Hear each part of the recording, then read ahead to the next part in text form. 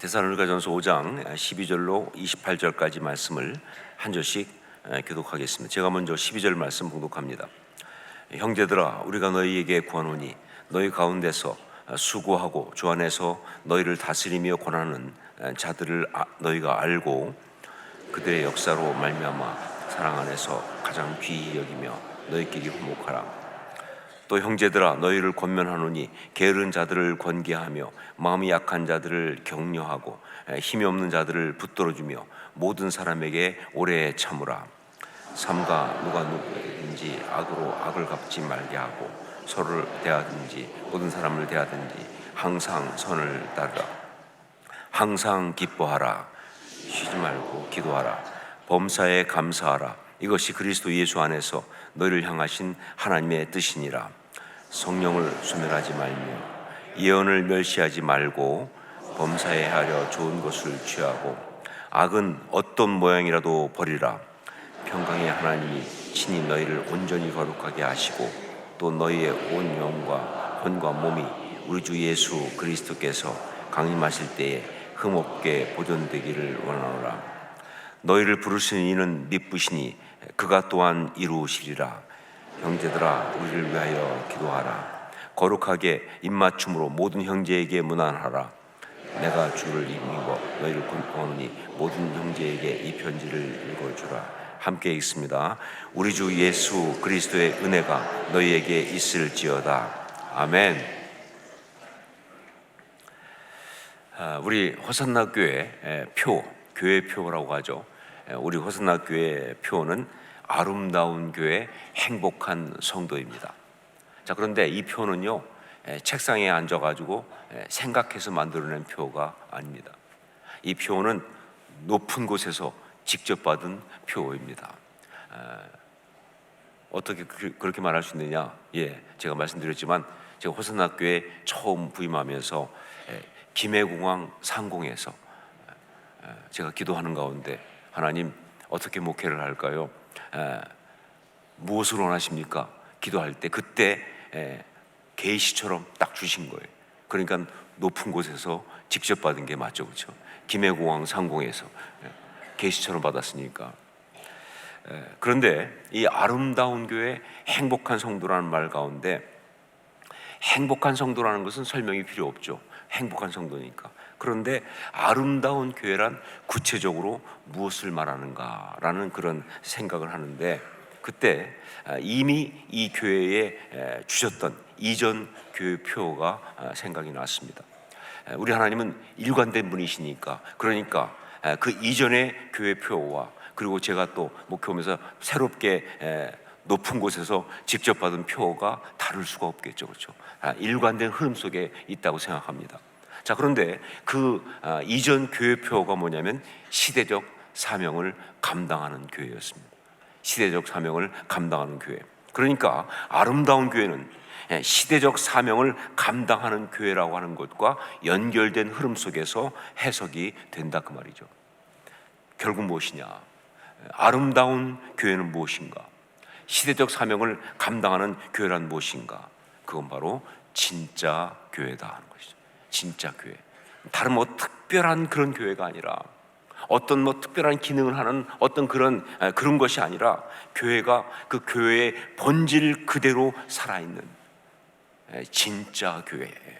이것이 바로 아름다운 교회고요. 이것이 바로 호산나 교회의 구체적인 목표고 그리고 우리 모두의 신앙의 열망이다 하는 겁니다. 진짜 교회. 그렇습니다. 진짜 교회는 이 시대의 대답입니다. 이 시대의 수업 많은 문제들, 사회 현상뿐만 아니라 어떤 여러 가지 역사들 가운데서 이 굉장히 많은 문제들과 어려움들에 대한 대답이 뭐냐라고 한다면 답이 뭐예요? 진짜 교회입니다. 진짜 교회가 이 시대에 대한 대답이고요. 이 땅에서 우리 신앙의 궁극적 목표입니다. 여러분, 교회는 수단이 아니에요. 우리 신앙의 목표예요. 그리고 열매입니다. 우리가 신앙생활한 열매가 이거예요. 이게 바로 진짜 교회입니다. 정말 특별히 이렇게 영적으로 혼탁하고 망가져가는 종말의 시대 가운데서 참된 그리스도인에게 주어진 사명이 있다고 한다면 그것이 바로 진짜 교회를 이루는 것이다. 이 종말의 시대에 참된 그리스도인에게 주신 우리 주님의 사명이 있다고 한다면 진짜 교회를 이루는 것. 저는 초등학교 1학년 때부터 교회 다녔습니다. 물론 저희 때는 국민학교라고 했지만 그냥 대충 다닌 것이 아니라 진짜 열심히 다녔습니다. 저의 가치관과 인격과 성품의 대부분은요 교회에서 만들어졌습니다. 저는 언제나 아주 단호하게 말합니다. 나는 교회의 산물이다. 영어로 표현하면 철치 프라닥이다 이렇게 말합니다. 나는 교회의 산물이다. 철치 프라닥이다. 교회가 만들어냈다. 왜냐하면요 제가 성장했던 그 도시는요 소위 기지촌이라고 하는 그야말로 소돔과 고모라 같은 곳이었어요. 여러분은 상상을 못합니다. 어떤 환경인지. 교육적으로는 최악 이하예요. 아주 나빴습니다. 그런데 교회가 있었기 때문에, 제가 교회 안에서 성장했기 때문에 저는 그나마 가치 있고 아름답게 자랄 수가 있었다고 생각합니다.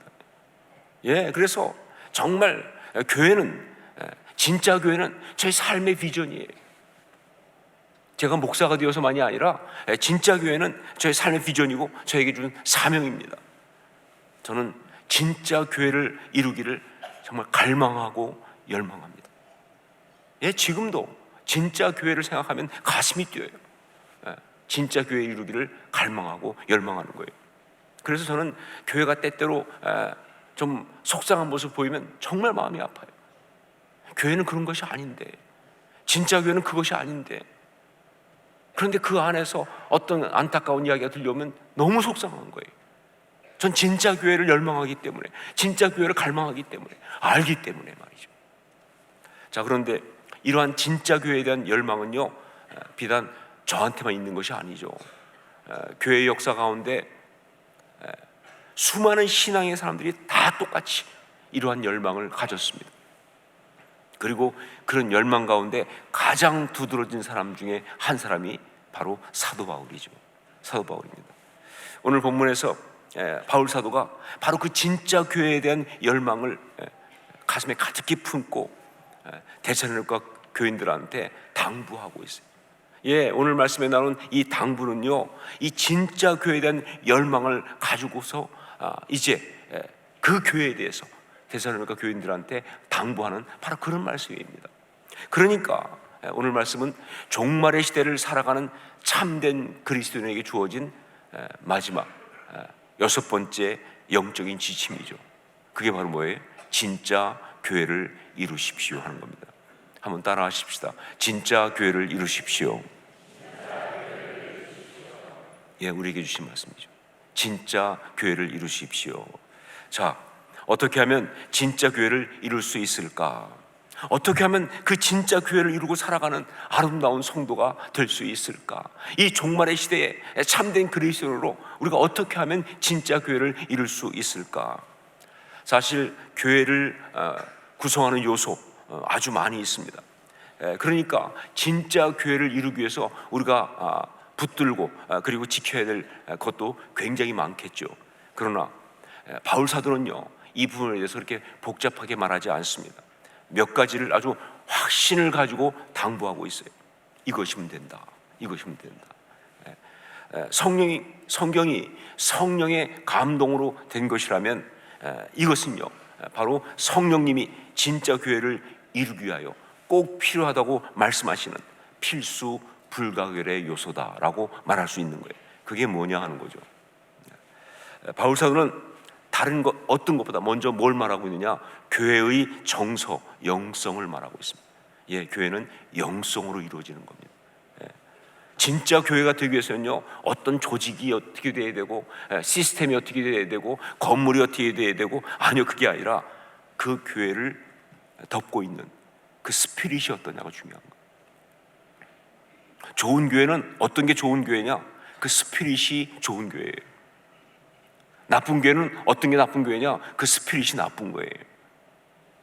교회는요 진짜 좋은 교회는 다른 것이 아니라 그 교회를 덮고 있는 정서, 영성. 사실 정서란 말도 조금 부족하고 영성이란 말은 그래도 그런데 더 잘 나타낼 수 있는 단어는 스피릿이라는 말이 훨씬 더 맞는 것 같아요. 그 교회의 스피릿, 그게 어떤 것이냐가 중요한 것이죠. 그냥 단지 교회 분위기를 말하는 것이 아니에요. 교회 안에 영이 있어요. 그 스피릿이 중요한 거. 어떤 정서가, 어떤 스피릿이, 어떤 영성이 이 교회를 덮고 있느냐, 이게 정말 중요한 것이다. 그렇다면 진짜 교회를 만드는 그 영적인 정서, 영성, 그 스피릿은 무엇인가? 첫 번째로 교회의 영적인 권위를 존중하는 영성입니다. 영적 권위를 존중하는 영성, 그 스피릿, 영적 권위를 존중하는 스피릿, 이겁니다. 우리 12절로 13절 말씀을 함께 읽겠습니다. 12절 13절 같이 읽습니다. 형제들아, 우리가 너희에게 구하노니 너희 가운데서 수고하고 주 안에서 너희를 다스리며 권하는 자들을 너희가 알고 그들의 역사로 말미암아 사랑 안에서 가장 귀히 여기며 너희끼리 화목하라. 교회가 진짜 아름다운 교회가 되기 위하여 가장 중요한 것은 바로 이 존중의 영성이 교회 안에 가득해야 돼요. 특별히 교회의 그 리더들을 향한 존중과 교회의 질서를 향한 어떤 그런 이 존중이 아름답게 서 있는 교회가, 그게 진짜 교회다, 그 말입니다. 교회는 결국 그냥 사람들이 모여있는 군중과 같은 그런 집단이 아니에요. 그냥 사람들이 모여있는 곳 아니에요. 여러분, 교회는요, 머리이신 예수 그리스도의 몸으로서 조직과 구성이 있어요. 그런 유기체입니다. 그러니까 이게 살아있으려면요, 여러분, 우리 몸이 그냥 구성만 있다고 되는 게 아니잖아요. 이게 살아있으려면요, 정말 중요한 게 뭐냐? 이 전체가 움직이는 어떤 영적 질서가 있어야 되는 거예요. 이게 정말 중요한 겁니다. 물론 교회 안에 성도들 사이에 우열은 없어요. 상하도 존재하지 않습니다. 뭐 더 높은 사람이랑 더 낮은 사람이 있거나 더 귀한 사람이랑 덜 귀한 사람이 절대로 존재하지 않습니다.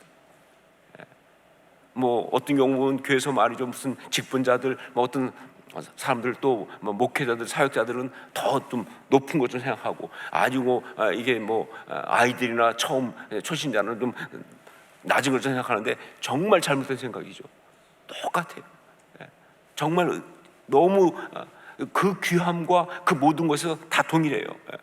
그러나 교회 안에 권위는 있어야 돼요. 권위주의적인 것은 아니지만 권위는 있어야 돼요. 바로 그 권위를 존중하는 영적인 어떤 그런 질서가 있어야 한다는 것이죠. 이게 교회의 뼈대를 구성하는 그런 요소이기 때문에 이게 무너지게 되면요, 교회가 무너지는 거예요. 이게 허약하면요, 교회가 허약한 거예요. 그래서 여러분, 마귀가 교회를 공격할 때 가장 먼저 공격하는 게 뭔지 아세요? 이걸 공격한다고요. 교회의 권위를 흔들어요.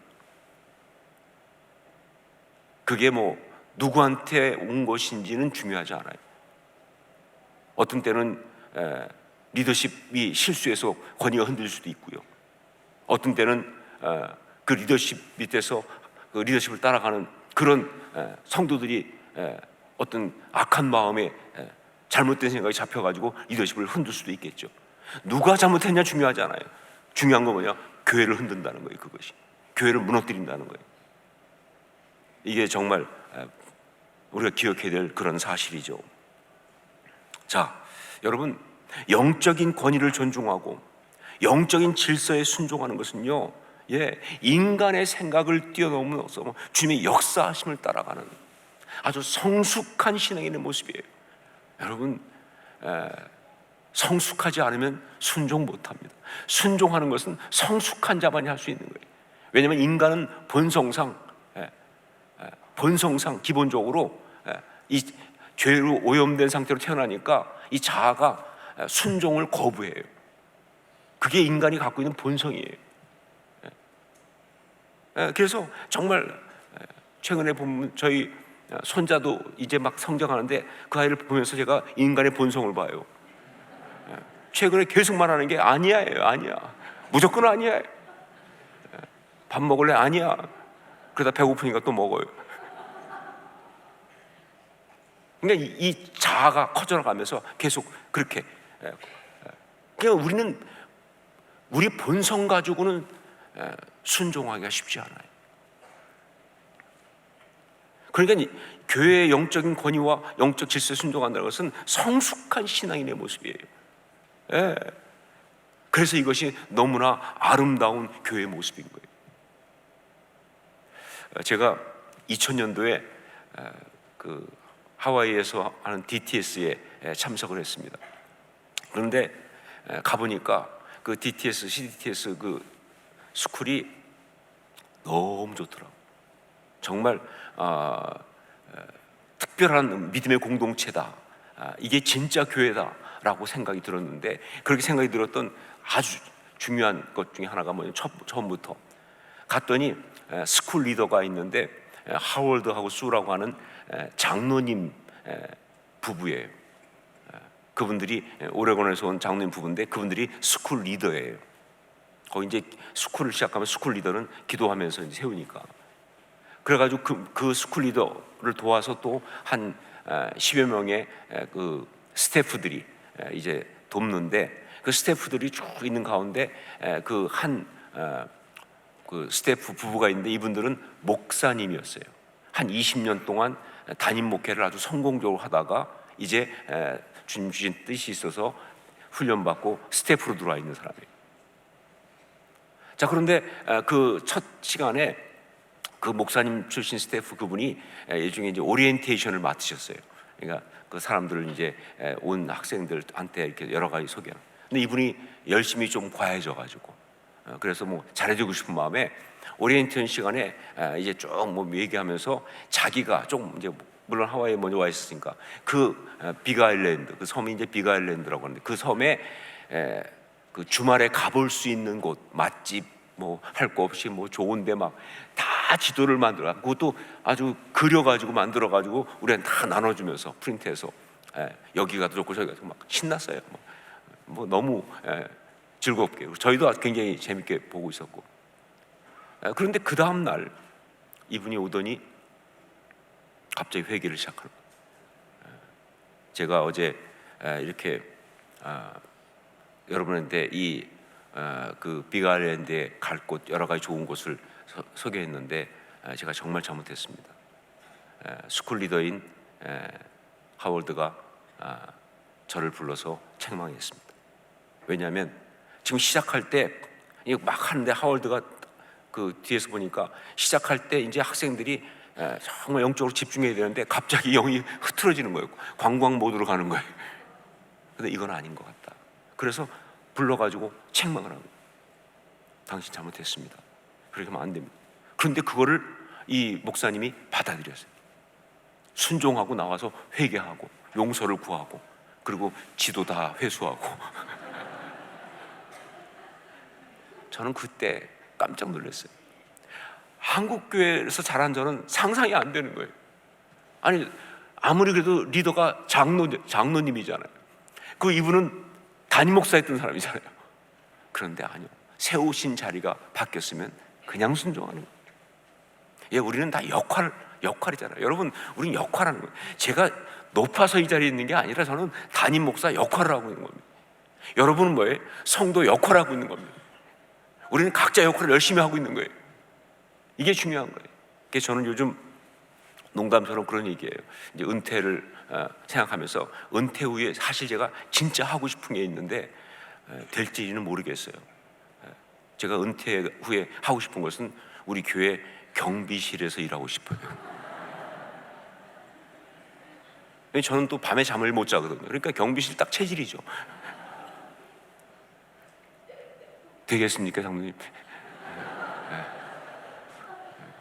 미리 원서를 낼까요? 왜냐면 주의 교회를 섬기는 역할이잖아요. 그걸 존중해 주면서. 이게 진짜 아름다운 거예요. 여러분, 순종은 그래서 정말 성숙한 자만이 할 수 있고, 그리고 그것은요 정말 아름다운 교회의 모습이 된다는 것이죠. 진짜 교회가 되는 첫 번째 중요한 요소는 바로 뭐냐? 이 권위에 대한 존중해요. 아름답고 건강한 영적인 질서, 그 영성이 너무 중요한 것이다. 저는 우리 교회가 그런 교회가 되어야 한다고 믿습니다. 진짜 교회니까. 두 번째는 약한 자들, 소외된 자들을 돌아보고 회복시키는 긍휼의 영성입니다. 긍휼의 영성. 존중의 영성이 첫 번째라면 두 번째는 긍휼의 영성이에요. 14절 말씀을 함께 읽겠습니다. 14절 같이 읽습니다. 또 형제들아, 너희를 권면하노니 게으른 자들을 권계하며 마음이 약한 자들을 격려하고 힘이 없는 자들을 붙들어주며 모든 사람에게 오래 참으라. 여러분, 진짜 교회는요, 연약하고 실패하고 실수하고 부족한 사람들을 무시하는 그런 곳이 아니라, 비난하거나 정죄하는 그런 곳이 아니라 오히려 돌보고 용서하고 회복할 수 있는 기회를 주는 그런 정서가 가득한 공동체여야 합니다. 예, 여러분, 사람 살아가면서 실수 안 하는 사람 어디 있겠어요? 실패하지 않는 사람이 어디 있겠어요? 어려움 당하지 않는 사람이 어디 있겠습니까? 연약한 것은 우리들의 본성 아닙니까? 그런데 그것 때문에 비난받고 그것 때문에 어떤 수치당하게 하고 그것 때문에 어려움 겪고 그것 때문에 쫓겨나고 그러는 곳이라면 그게 어떻게 교회가 될 수 있겠냐, 그 말. 회복하는 것이죠. 품어주는 것이죠. 여러분, 가진 자, 뛰어난 자, 성공한 자들만 주목받는 것은 그건 교회가 아니에요. 더구나 만약에 사회적으로 지위가 있는 사람, 세상적으로 뛰어난 사람이 그래서 교회에서 대접받는다고 한다면 그건 교회의 본질을 잃어버린 그런 교회라고 생각합니다. 여러분, 우리 초대교회는 안 그랬어요. 노예가 주인과 함께 같이 섬겼어요. 한국교회도 마찬가지입니다. 제가 몇 번 말씀드렸지만 한국교회 첫 번째 당회는 뭐였어요? 왕족과 그 다음에 벼슬했던 양반과 그리고 가마꾼과 그리고 백정이 함께 당회를 했잖아요. 왜냐하면 선교사님이 처음에 와가지고 고기 먹어야 되니까 백정한테 갔다가 전도해가지고 처음 믿었으니까 장로가 된 거예요. 그 다음에 그냥 다닐 수 없어가지고 가마를 타고 다녔는데 그 가마꾼이 그 사이에 전도받아서 장로가 된 거예요. 그리고 또 정부 관리 중에서 민사위 같이 당회를 했어요. 이게 한국교회입니다. 전라도에 있는 그 어느 교회 이야기 보면 기가 막히죠. 교회 영수인분이 자기 집에 교회를 세웠어요. 그 땅을 내서 영수니까. 그리고 거기에 그 담임 목사로 모신 분이 누구냐? 자기 집에 그 하인의 아들이에요. 자기 하인 아들이 담임 목사예요. 얼마나 깍듯이 섬기는지 몰라요. 여러분, 이게 교회 아닙니까? 정말 아름다운 진짜 교회는 뭐냐? 이 긍휼의 영성이 가득해야 돼요. 그 스피릿이 있어야 돼요. 아무리 힘들고 어려운 사람도, 아무리 그런 사람도 교회만 들어오면 위로받을 수 있어야 돼요. 나를 받아주고 품어준다는 그런 분명한 확신이 있어야 되는 거예요. 내가 실수했지만, 내가 범죄했지만, 내가 무너졌지만, 그러나 나를 있는 모습 그대로 받아주고 용서할 수 있는 곳이 이곳이라고 하는 그러한 확신이 없으면 그건 교회가 아니다. 진짜 교회는 긍휼의 영성, 긍휼의 스피릿이 있어야 돼요. 왜? 우리 하나님 마음이 그 마음이니까. 세 번째, 거룩한 은혜를 사모하는 영성입니다. 거룩한 은혜를 사모하는 영성. 우리 16절부터 22절까지 함께 읽도록 하겠습니다. 16절로 22절 같이 읽습니다. 항상 기뻐하라. 쉬지 말고 기도하라. 범사에 감사하라. 이것이 그리스도 예수 안에서 너희를 향하신 하나님의 뜻이니라. 성령을 소멸하지 말며 예언을 멸시하지 말고 범사에 하려 좋은 것을 취하고 악은 어떤 모양이라도 버리라. 바울 사도는요 여기에서 7개의 영적인 명령을 던지고 있어요. 짧은 명령 7개를 던지고 있어요. 이런 일 흔치 않거든요. 그런데 막 그야말로 가슴에서 쏟아져 나오는 거죠, 그렇죠?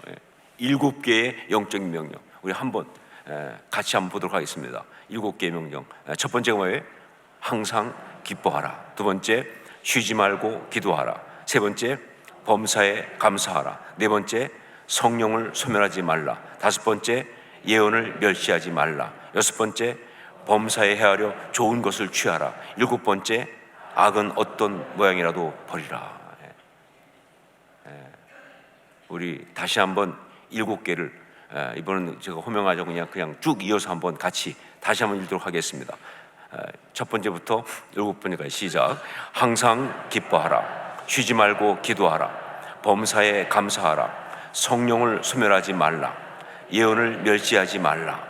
범사에 헤아려 좋은 것을 취하라. 악은 어떤 모양이라도 버리라.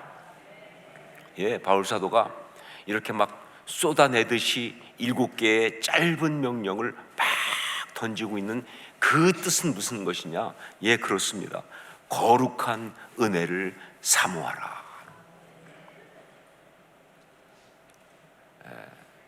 교인들을 보면서 데살로니가 교인들한테 막 항상 기뻐하라, 쉬지 말고 기도하라, 범사에 감사하라 이럴 때는 그 말은 뭐냐?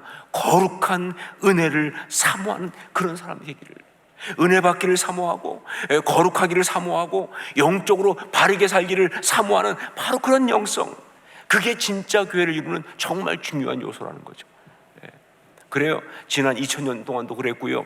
지금도 동일하게 진짜 교회는요 언제나 거룩한 열심이 특심했습니다. 참 교회에만 쓰는 말이에요. 열심히 특심하다. 이게 문법에, 그러니까 거기도 안 맞아요. 우리 국어에도.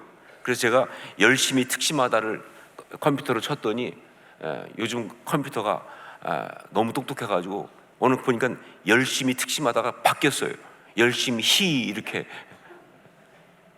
그래가지고 그래서 제가 다시 바꿨어요. 이 T가 아니고 열심히 특심 이렇게 바꿨더니 조금 이따 컴퓨터, 이 괘씸한 컴퓨터가 또 바꿨어요. 그래서 내가 그랬어요. 컴퓨터한테 너는 모른다, 이 깊은 영성을. 이건 컴퓨터는 세상적인 거니까 얘는 이해를 못해요. 그런데 교회에만 존재하는 말이 열심히 특심이라는 거예요. 세상은 그냥 열심히라고 부사로 쓰겠죠.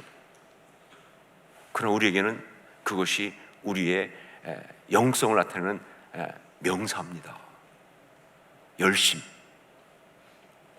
우리의 영적 상태를 나타내는 그런 단어예요. 열심히 특심한 거예요. 이게 그동안에 있었던 모든 교회의 특징이에요.